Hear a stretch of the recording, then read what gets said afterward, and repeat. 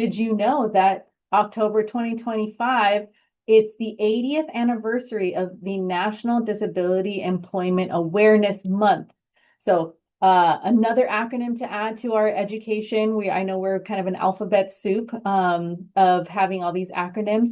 This is important because it is the annual recognition of the positive impact of people with disabilities in the American workforce. We are here and we make the world a better place.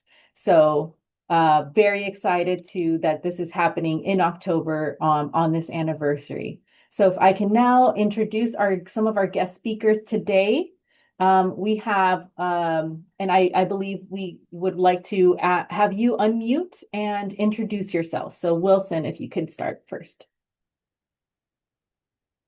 Hi, nice to meet everybody. Wilson Parnell. I'm an amputee, so I think that's really what's bringing me here today. I've done a lot of disability work at my organization and starting affinity groups or employee resource groups around disability and ensuring that we have, I would say, equal representation when it comes to hiring practices and a variety of other methods. So I'm happy to be here with you all and speak with all of the other distinguished people that we have on the panel here today. Thank you. Thank you so much, Wilson. Danielle.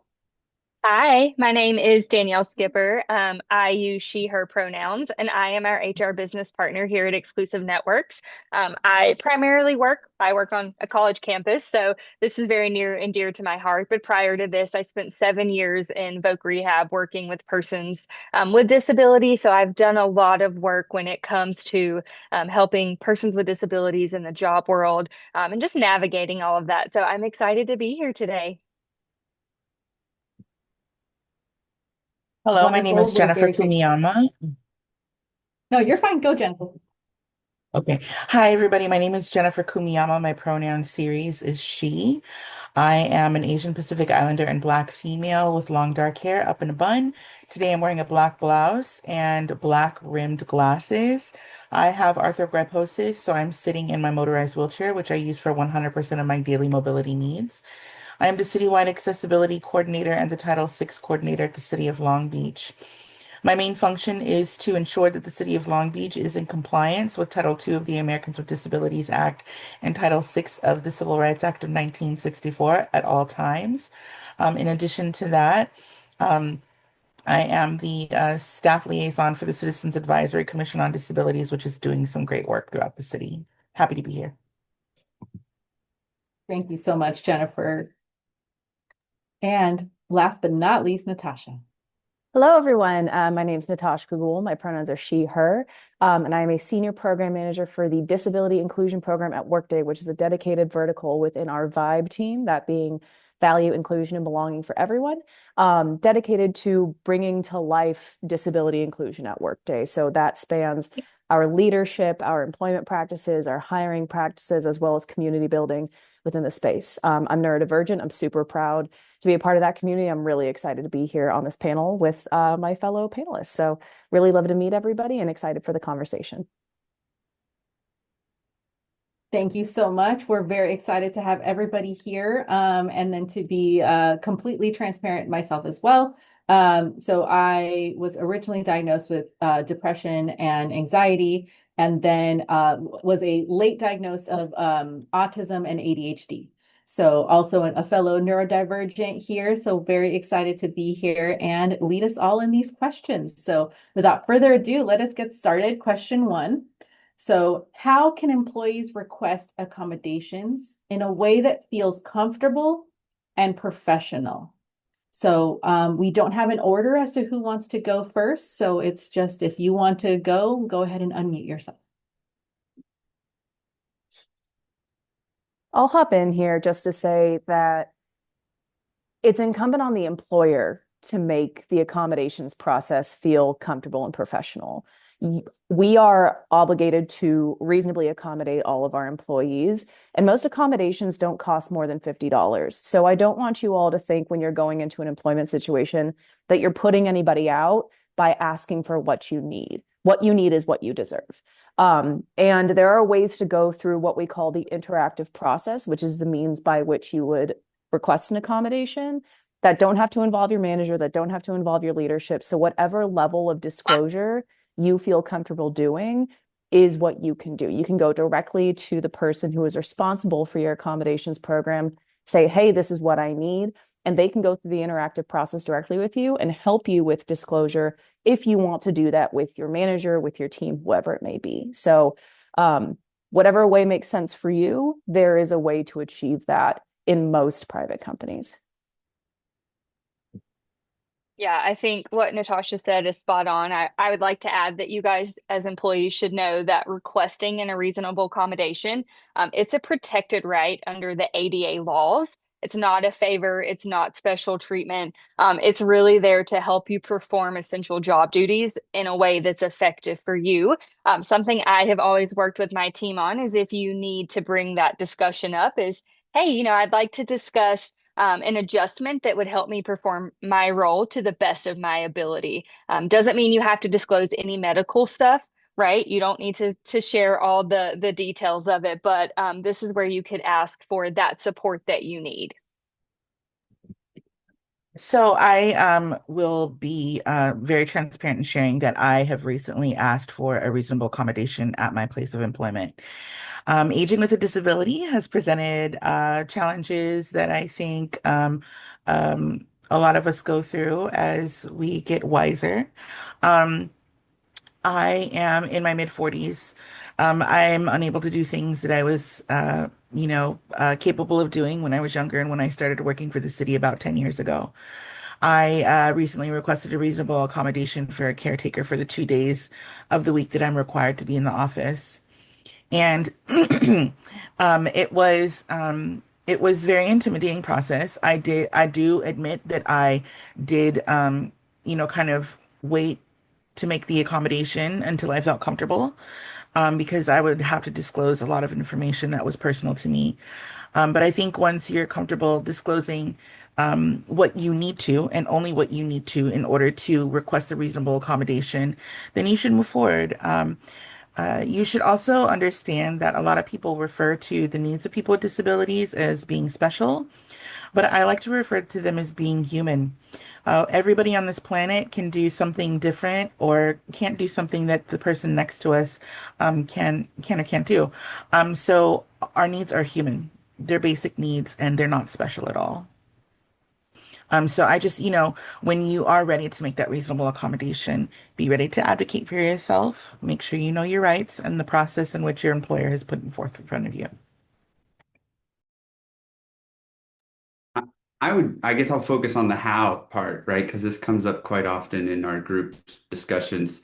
I think um, I think it's important to note, right? You absolutely deserve it, but the process of going through it is difficult sometimes, right? I don't want to discount that at all, right? And we have a lot of folks that I work with where it is difficult. I think how, first and foremost, if you're in a corporate setting like I am in, I think it's really imperative to have a conversation with your direct manager, like first and foremost, if you feel comfortable doing so, and understanding that having that conversation, to everyone else's point here on the panel, it should not be a bad conversation. It shouldn't be something where you're concerned about any retribution in any way, because that's quite honestly illegal, right? So my recommendation in terms of the how, focusing on the question, is have the conversation with your manager, then talk to your HR,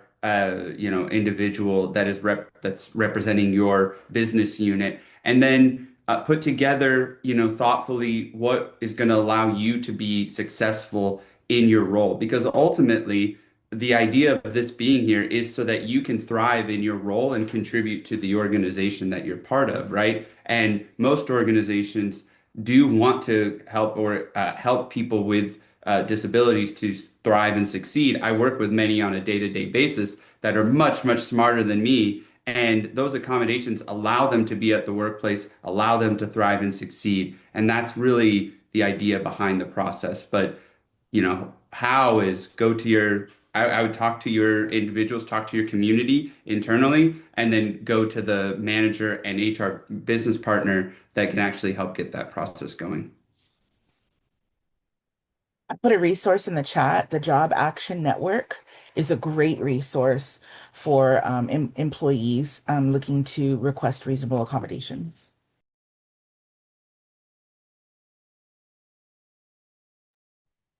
Thank you all so much. And yes, we love Jan. So the link is on there. So askjan.org. And if you are a BMAC student, then and you're not really sure what we're talking about, you can always come to BMAC and so ask these questions specifically. But it's a great place to start looking if you're not sure what accommodations you need, because it's, this is your first time at this specific type of job.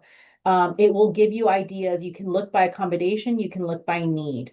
And so loving this conversation, and I definitely want to second the finding community. It's if you can't find other disabled folks, because sometimes you're not going to know until you've been there longer and people self-disclose.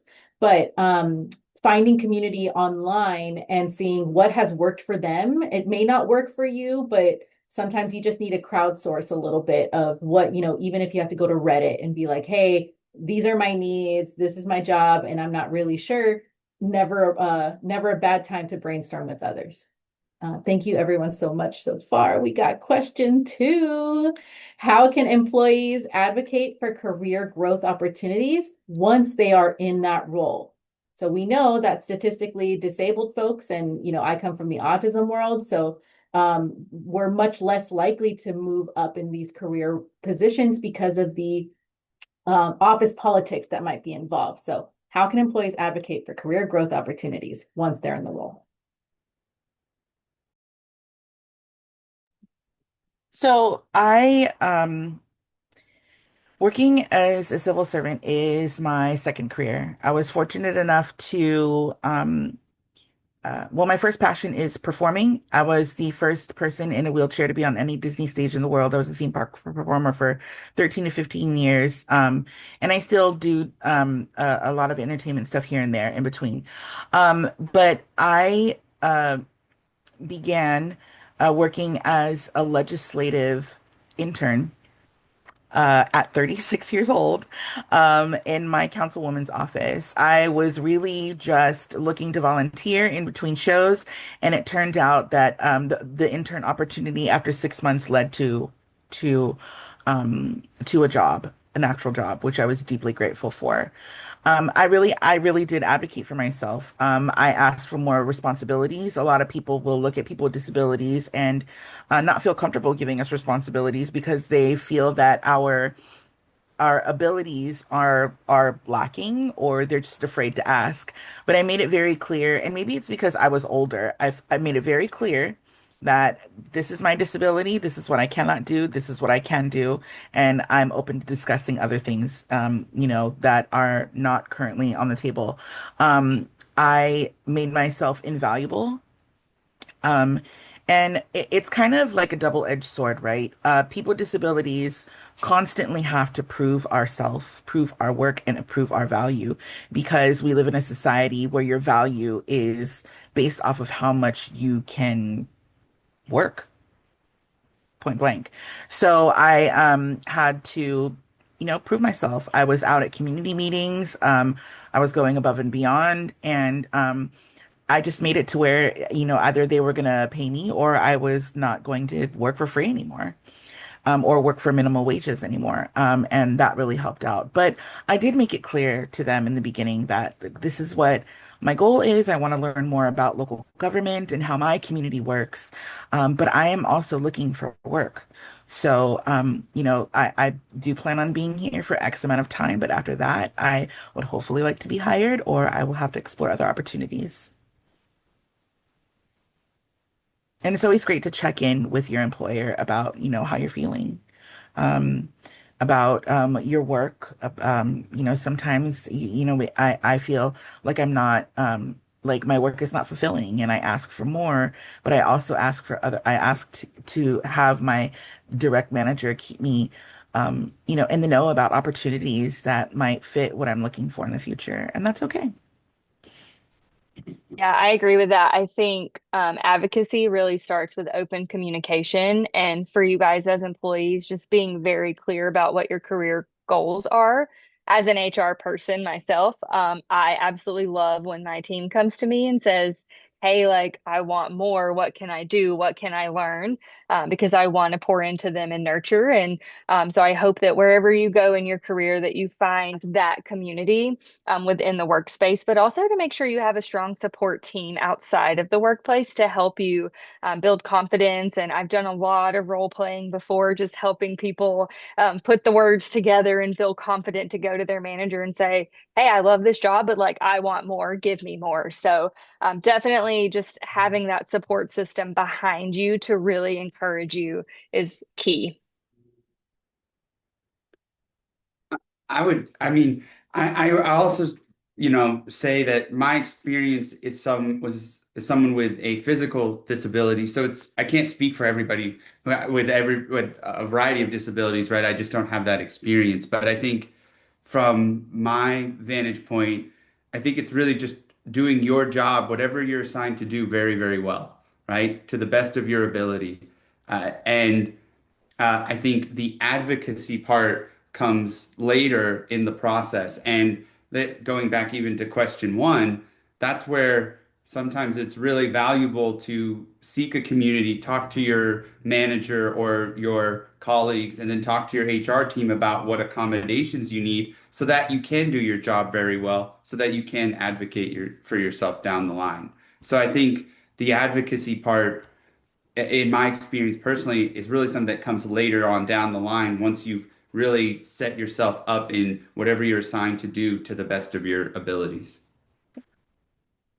And I think, Wilson, adding to the point you made about finding that community, building those ERGs that you built at Palo Alto Networks, find somebody within those groups who you trust, who you can talk to about the goals that you have, because there's so many unwritten rules at every organization. There's a different promotion philosophy, there's different methods, there's different practices.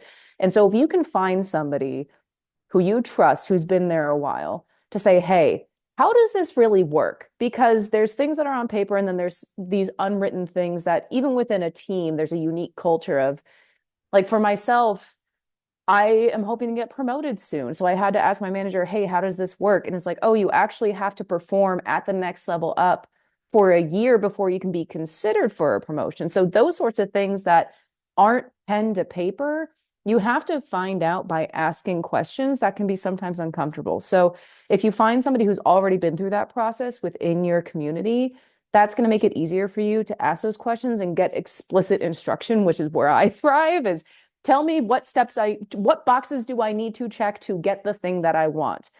Sometimes that's not going to be laid out clearly for you by your manager or your leadership team. And so finding somebody who's willing to sit down with you and really step by step nitty gritty it helped me at least, and I hope it might help you.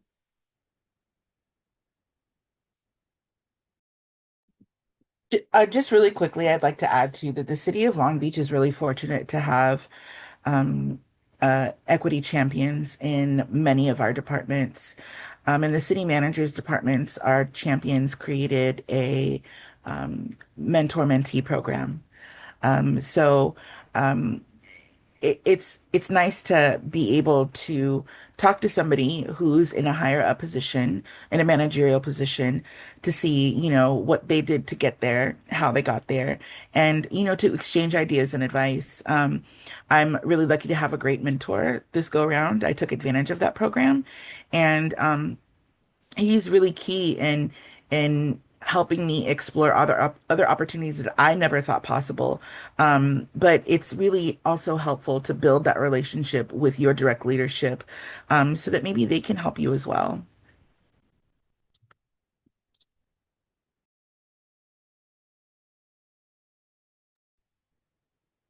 Again, fantastic answers. Appreciate all of this insight, and I hope you guys are the students here are taking notes. All right, but remember, it is being recorded, so you can review it. Question 3. What are some examples of workplace accommodations that have helped employees succeed? And how can employees identify what might work for them? So we do have one little bit already answered. the Jan, right? So anything else that you could provide? I know for me, I give my team the option to work remote. So if they're having a day where they just don't feel good, whether it's physically, whether it's mentally, we give them remote options. There's also assistive technologies out there. And for those of you that have ever worked with Department of Rehabilitation, sometimes they can help you secure assistive technologies so that your work space isn't required to do it. You can also ask for just a modified workspace in general. And then one of the things I used to spend a lot of time with my team on is job carving. So we would really look at a job description and figure out, okay, what is it that we know you can do really well? And what is it that maybe isn't your strongest skill? And we try to job carve and create a job description that's suited specifically to that person's wants, needs, abilities, and goals.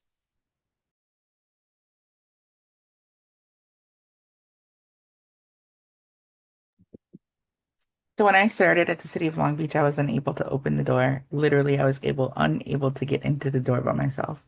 Um, Asking for a power assist door is a reasonable accommodation request that I made initially, and then by the time in the past 10 years, the city has built, and now we're in a new facility, making sure that the needs of not just employees but the public with disabilities was very much a priority of mine, which I relayed to my boss, an elected official at the time. And they said to me, I didn't even think about that. We just assume that things are going to be accessible because of the Americans with Disabilities Act. But the truth is, while I'm deeply grateful for the Americans with Disabilities Act because I've lived 10 years of my life without it, the ADA is a baseline for the type of accessibility the world should be providing people with disabilities. It's the bottom and the bare minimum of what we should expect. At with the support of my boss, an elected official, I was, right there, being that little pest in Public Works ears, making sure that our spaces are beyond ADA compliant and accessible. But also I mean, if you're going to stay at a workplace for a while, you have to think about and have discussions about aging, right? Aging with disabilities is can present challenges. And the reality is disabled or not, aging period is going to present challenges for people. So again, our needs are not special, they're human. But Jan is a great, great, great network.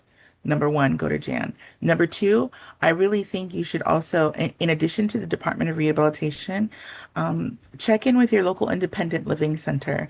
Here in Long Beach, we have the Disabled Resources Center Incorporated, and they provide a plethora of services and can connect you to what you need to thrive and live independently.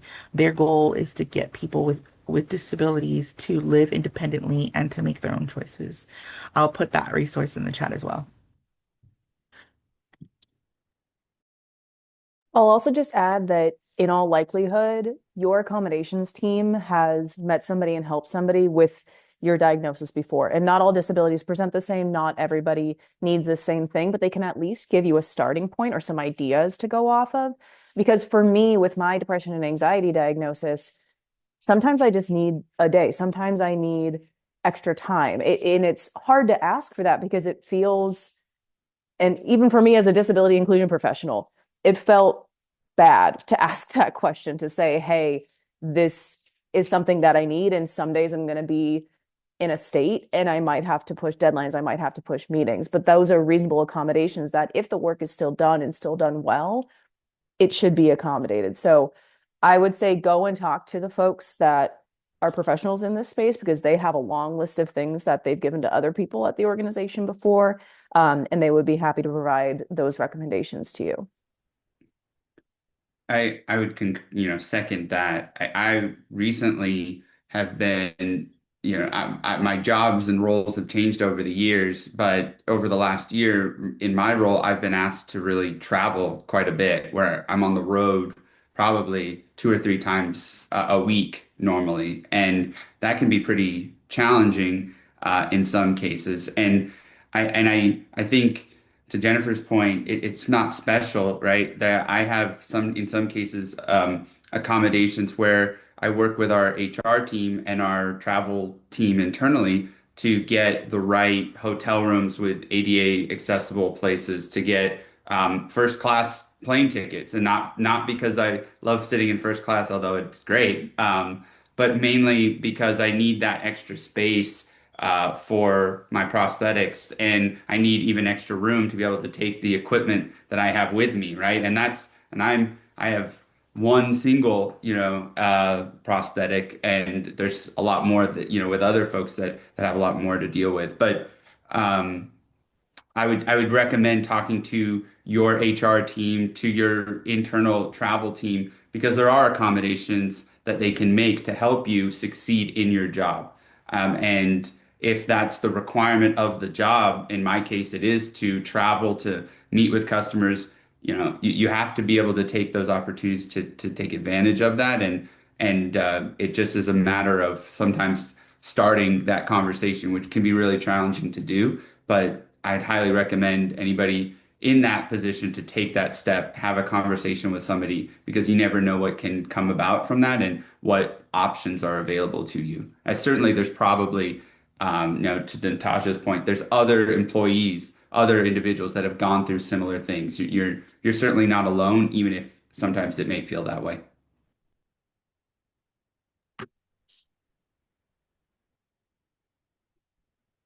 Thank you all. I really like that end there of the it feels like you're alone, and it is uncomfortable at times, but remember that we're all deserving of this human treatment, right? Not special treatment, but human treatment. So if your job requires you to travel, then it's like, okay, then in that case, how are you going to help support me through that?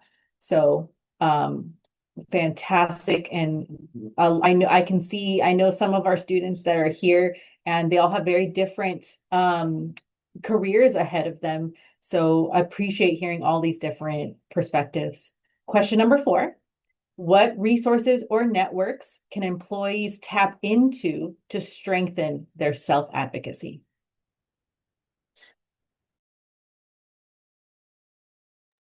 I would, I already, oh, by you all can means, go. go, Danielle. Okay. I already mentioned Department of Rehab, but in California, there are 21 regional centers. So for those of you that are under 18, or maybe you've connected with them prior to becoming an adult, both the regional centers and DOR can provide those services. DOR is obviously heavily focused on vocational rehabilitation, but there are the regional centers that can provide additional supports and services as well. We have employee resource groups. We're a bigger company, so that's pretty normal for us. But yeah, just a couple of places I would encourage you to go. Yeah, I think my take probably on this would be a little different, as in the organizations that I've been in, I've been primarily in technology. I've found that not every group has resources or networks that you can tap into internally, and that's where I've built them myself, right? And I don't want to say that that's the right path or what you may find, but I think that might be a reality as well in organizations. And if you go into an organization and you don't see the resources that you think should be there, then I personally would say go out and try to find it and build it yourself, or tap into the other communities, go on Reddit, talk to people. I mean, I was literally when we started, it was like, how do we start our own employee resource group, and regarding disability, what do we need to include in that process? And we tapped into external forums and got advice, and then built it ourselves. So I would say, you know, um, you you have to rely externally, and there's a lot of resources out there, but I think it starts probably with you and identifying what you need and then helping yourself if you don't have that or see that to build it and try to add to the community.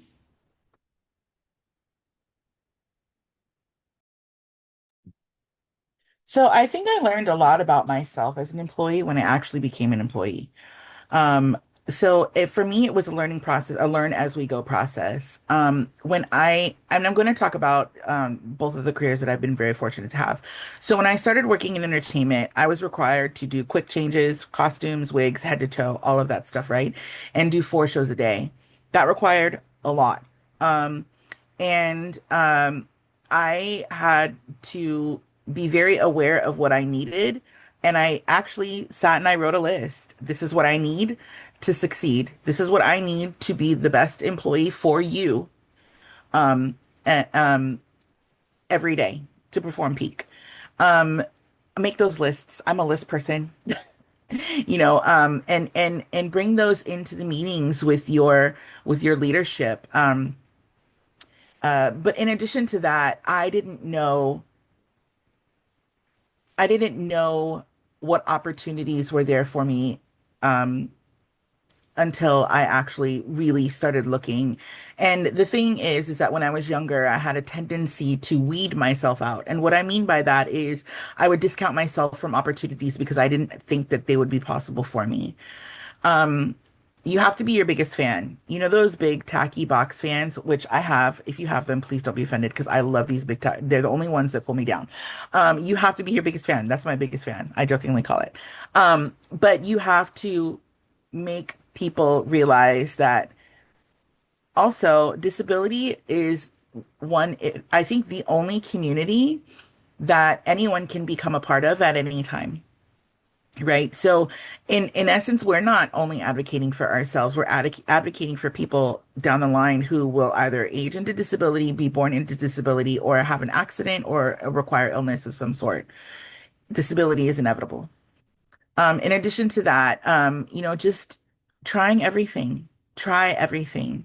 The world is literally our oyster. I know that sounds cheesy, but we need a little cheese every now and then in our life.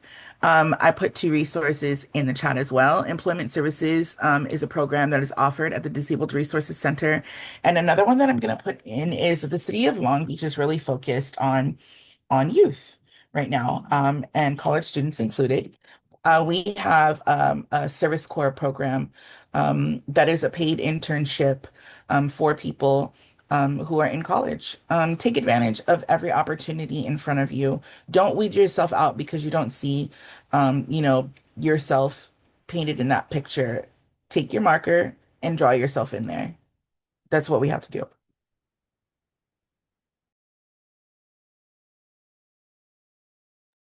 The only thing I'll add is that I too have 3 box fans in my house. They are essential to, first of all, the noise. Like for me, partially, I can't sleep in dead silence. And so having those fans going really helps me. But yes, the box fans, they're $20 and they'll stay with you for life. So very much supportive of that. Another resource that I'll share is Disability In, which is a dedicated organization that works with employees in private companies to advocate for themselves and then also to bring those companies further along in their disability inclusion journey. They do an index every year that kind of establishes a baseline of what good disability inclusion baseline looks like. It's certainly not, everything and perfect, but it helps companies identify areas where they can do better. And there's a ton of resources on that website specifically for building employee resource groups if you wanted to build one.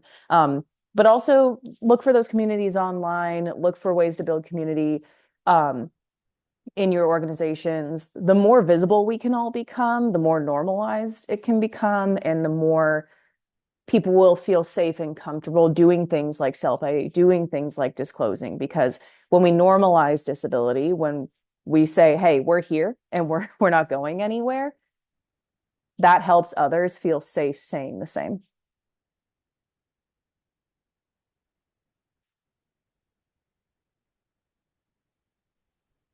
Thank you. And Natasha, what was the name of that last one? It was Disability Index? Yes, and Jennifer did me the service of dropping the link in the chat. So thank you, Jennifer, for doing that. Perfect. Thank you.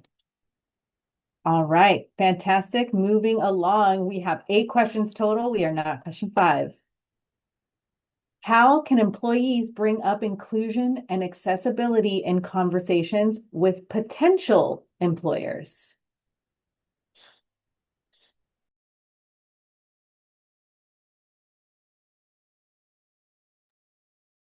Okay, well, I'll go as the HR girly in the panel.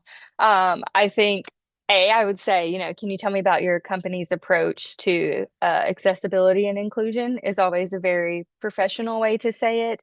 And then also, how does your organization support employees with different work styles? That's always a really good one. You're asking it, but you're not being too direct. Again, as an HR person, I make it clear when I'm interviewing someone that we are an equal opportunity employer and that we're going to meet that, but not every HR is going to be very direct about that in the way that I am. So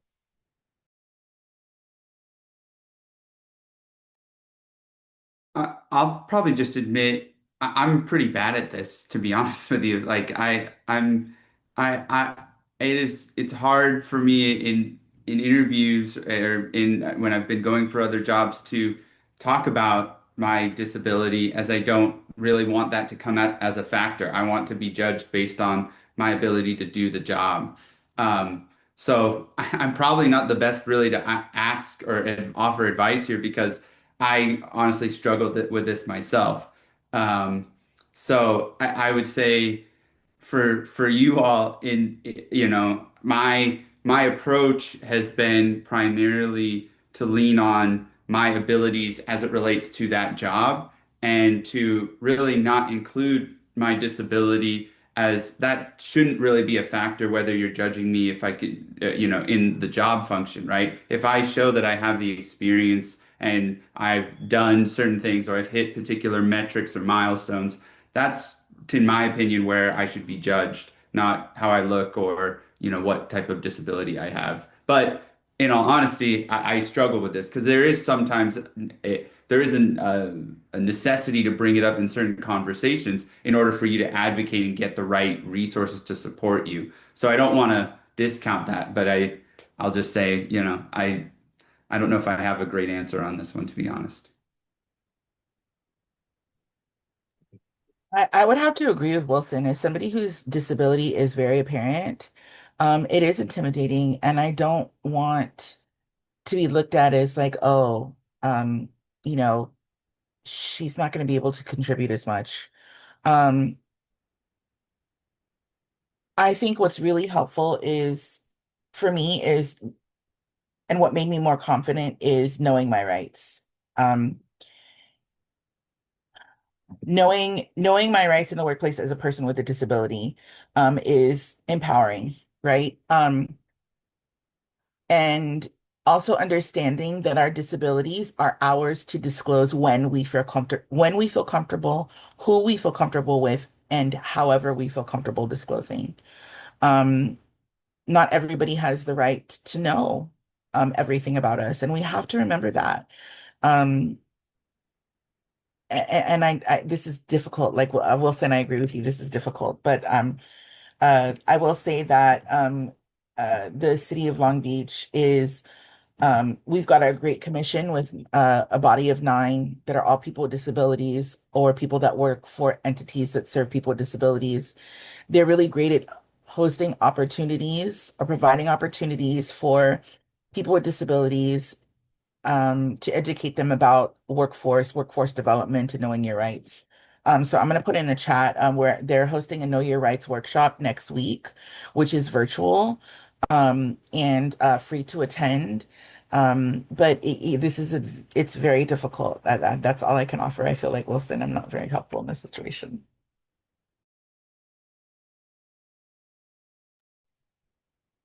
I think the realness is very helpful because and this comes up a lot in our programming because it's, people will assume that because we got up to these positions and they're seeing us and having this program run by us, they assume like, well, you put it together enough to get to this point. And they don't see the challenges behind and how difficult it was to actually go through the process. So hearing the stuff that comes easier, the stuff that comes through experience, and the stuff that comes through our mistakes and that we had to learn the hard way to then do it better the next time, is very good for everyone to hear, I think. So appreciate everybody's honesty on that. And I too also have this struggle. So, but something that helped me a lot was when I had a friend tell me, um, if they react negatively to a question like that, to a very reasonable question or accommodation, you don't want to work there anyway. Now that comes with a certain level of privilege because we need to have a job in order to make enough money to live and all of that. But eventually we hope the hope is that you get to a point where you can decide where you match best in a workplace as well. So it's not just about you masking or being so flexible that you lose aspects of yourself when you go into a position. So fantastic. Question number 6. What can employees do early in their careers to help build an inclusive culture in their workplace?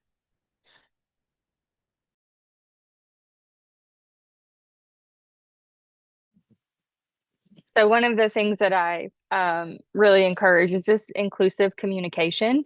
I've also find myself constantly correcting people in public, which is probably very annoying when they refer to persons with disabilities by saying a disabled person, right? The person always becomes before the disability. And so I think even just small things like language really matter. I also try to volunteer and spend time doing things like this so that I can model for my team and the students here what it means to really be someone who accommodates and supports people regardless of their background or their disability.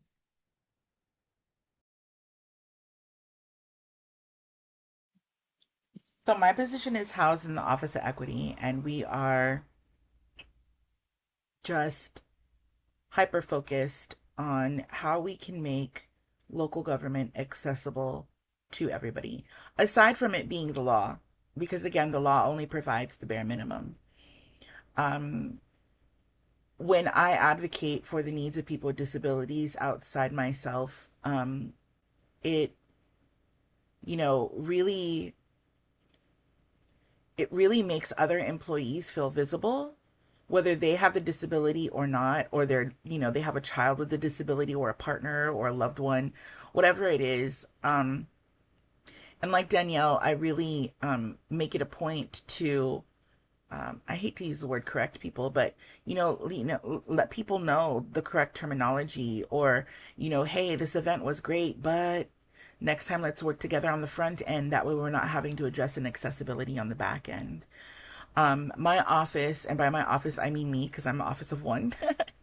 I let all of our city staff know that, when they're creating programs or events or meetings, or they're planning anything for the public, please rope me in, loop me in, let me know what give me the details. How can we make this more inclusive? And we go through it together. We literally sit there and we brainstorm. In addition to that, the city of Long Beach was sued about 8 years ago for inaccessible public rights of way, sidewalks, and curb ramps. And from it came my position, full time position. It's not often that people realize how important disability is until they've either been sued or, something else. So out of that lawsuit came, an educational arm of my job where I get to teach people on a weekly, monthly, whatever basis about all aspects of Title II. I mean, it really gets people talking. Um, and you'll find that while there are a lot of people that don't understand disability and don't want to take the time to understand disability, there are people who do and who've just never been exposed to it. So making sure that there's opportunity to ask my colleagues if they have everything that they need to thrive, because disability looks different from person to person. Some people you can see it, some people you can't. So how am I supposed to go into a room and assume that everybody who's able-bodied doesn't have a disability?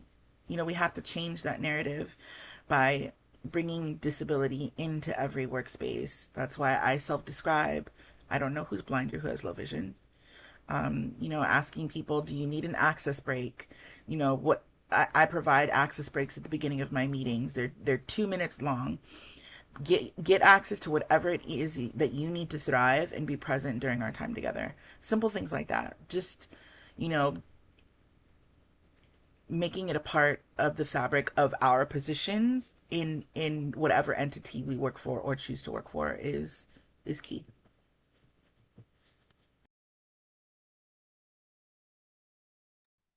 I think also finding allies is really important.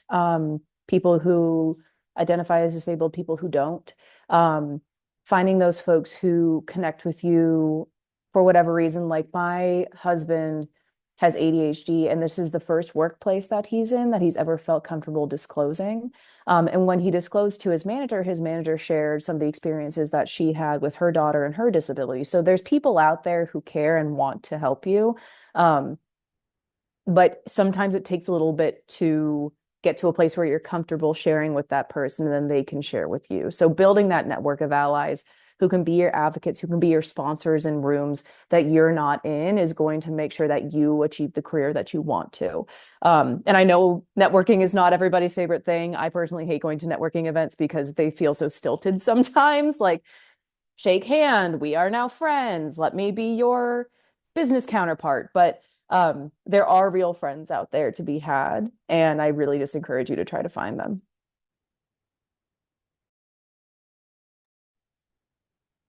Thank you so much. I also put in the chat for discussions on non-apparent disabilities, if that's a new term for you, and as well as identity first versus person first language. That's our webpage on there.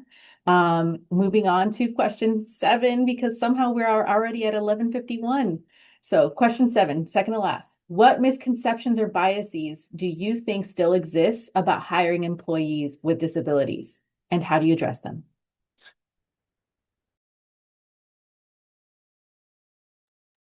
All of them still exist in some form. I Yeah, would I say think that, yeah, go ahead, Wilson. no, no, I was just gonna say, I mean, you're gonna be questioned, right? I don't think we want to sugarcoat that, right? I think probably each person here has probably been questioned if you can do the job.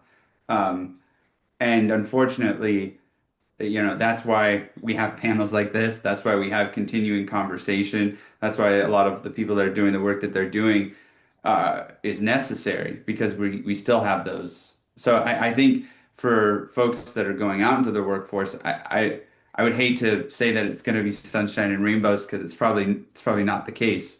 Um, but in terms of addressing them, I think that's where yeah, for me, it's like a looking at myself inwardly to know, can I do what I'm being asked to do from a job function? And I know that wholeheartedly that I can, and I could probably do it better than most people around.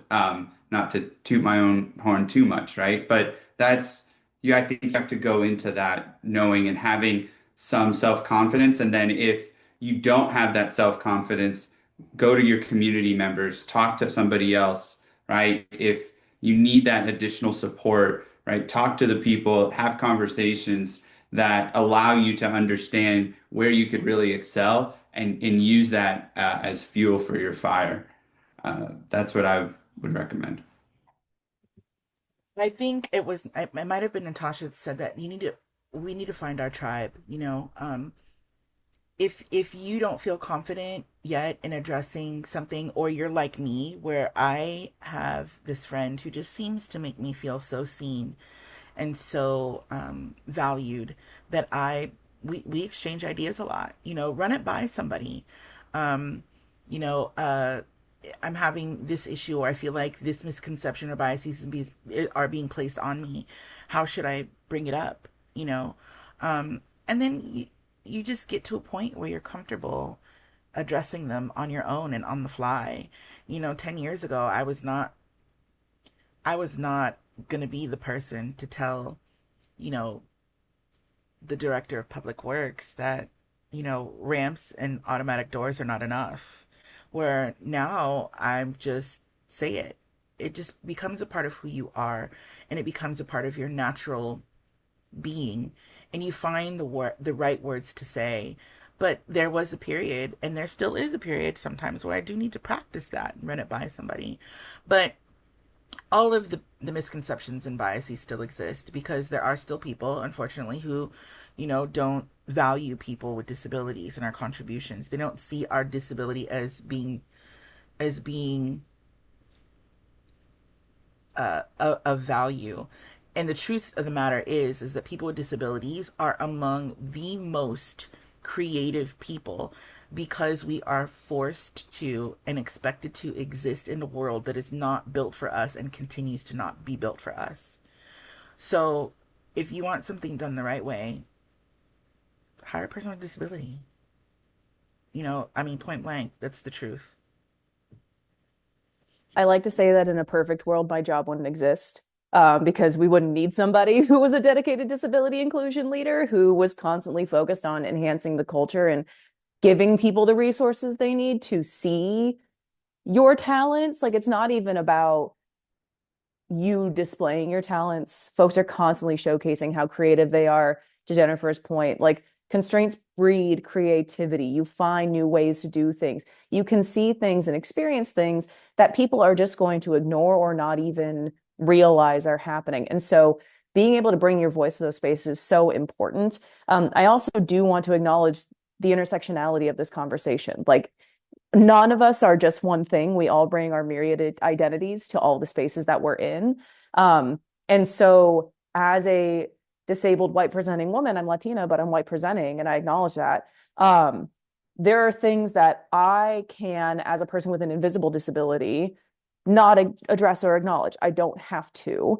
That also forces me to mask in a lot of situations. And so there are ways that different people with different identities, and different sets of identities navigate different situations. So just be true to yourself, find people who are like you, find people who are unlike you, who can help you get into those spaces that you want to be in.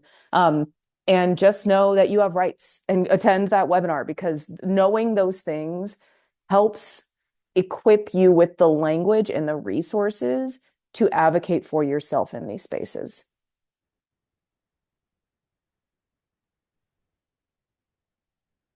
Thank you all. So I know we are very close to time. We're going to skip question 8, but I am putting it in the chat. So if this is going to be our time dedicated to Q&A from our audience. So if you would like to unmute and request present a question, or put it in the chat so that we can have our panelists respond. But if you would like to type in panelists a response to question 8, I am putting that in the chat.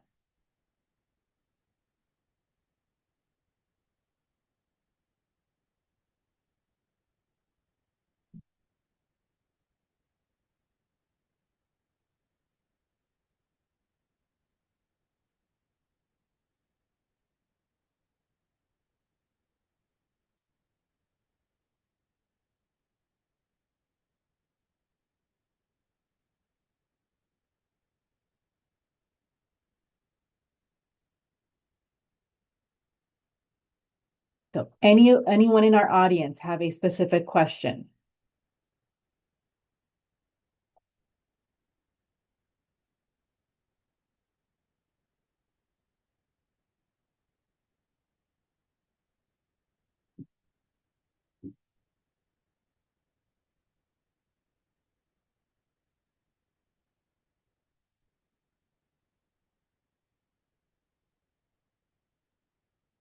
And then I'll just read some of the panelist responses that are coming through.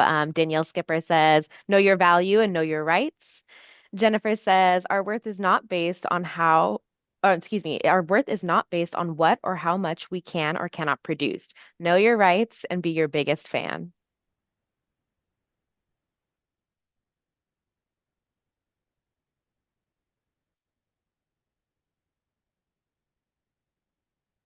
And then Jennifer put contact information if you would like to reach out to Jennifer directly. Thank you so much for that. I think Kayla and I have both been trying to make sure we capture all of these links so we can share them out to folks, even if our audience members or people who would love to participate but weren't unable to attend today. Wendy asked a question in the chat. When interviewing for a job, will they ask you on the spot if you have a disability? So it's actually illegal for an employer to ask you anything about your disability, your race, your age, your ethnicity. Ladies, they can't ask you if you're pregnant or if you have kids. If they ask that, I would get up and leave the room immediately. I wouldn't even consider it at that point. Yeah, contact a lawyer if that happens. But you can ask for an accommodation for an interview. I want to make that clear. Like there should be an accessibility statement on a job description and in the outreach emails that you receive saying if you need an accommodation, let us know at this email address or whatever it may be. Yeah, your identity is sacred. So if somebody asks you about your disability, they have violated civil rights law.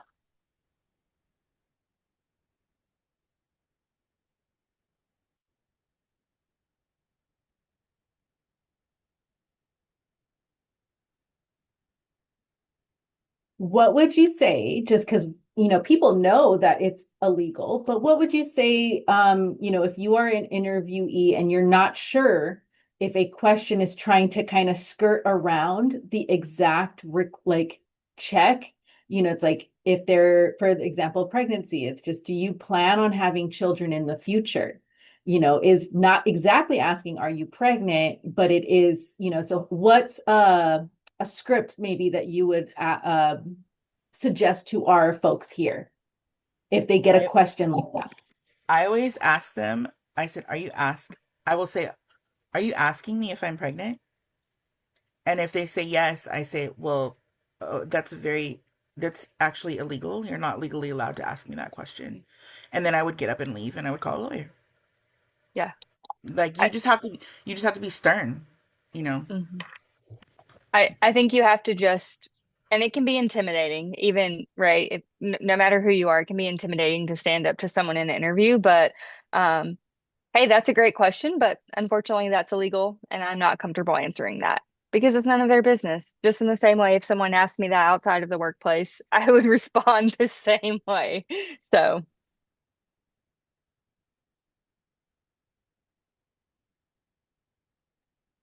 And then we have one last question in the chat and we'll end there. But Wendy's also asking, what happens if someone shares another person's disability without their permission?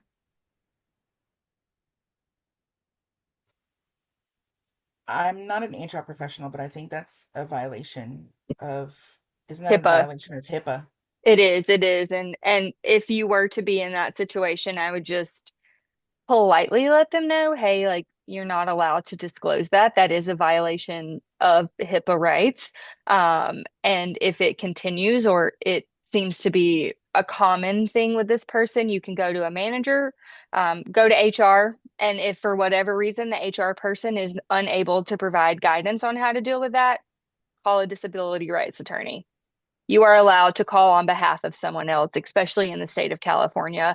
You are actually allowed to file a complaint on behalf of someone that you feel was discriminated in the workplace. So even if it's not directed at you, you still have the legal right to make a formal complaint through the EEOC or things of that nature.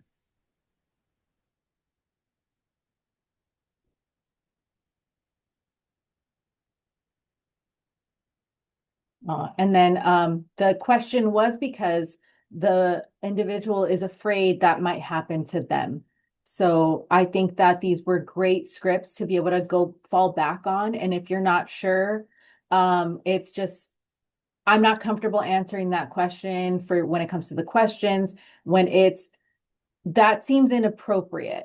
It's like, is that a violation of HIPAA right there? So they are not supposed to do that. But we know that the shoulds don't always match the reality. So it is knowing that this could happen, but now what are the steps I can take if it does happen? And it's ask somebody else, because if you're not sure, somebody else might know. And if you're not comfortable requesting this, like Danielle said, you can have somebody else request that for you. So lots of different things that we can do. But just know that and I believe it was Jennifer that mentioned this earlier, your diagnoses are yours to disclose to whomever, whenever, if ever. Not everyone deserves to know that about you. So thank you so much, everybody here that has attended, the participants. Thank you for taking your time with us. Our panelists, thank you all so much. I think I learned stuff too, and it's just always great. This was not enough time. But there never is, right? When we're having dialogue worth having. So appreciate the time that y'all took with us for this today. Please make sure that we'll keep this up a few more minutes. So if there's any links and contact information for our participants that want to make sure they copy paste it, make sure you grab it. Panelists, I appreciate your time. If you want to hang around, that is great, but you're not, we know that you're all busy people. Thank you all so much. And then Kayla we will send a follow-up email to all of our participants with resources and links. Thank you so much, Kayla. Yes, Thank yes. you. Bye-bye. Have a great day, everybody. Thank you, Thanks. Thank you. Bye. everyone.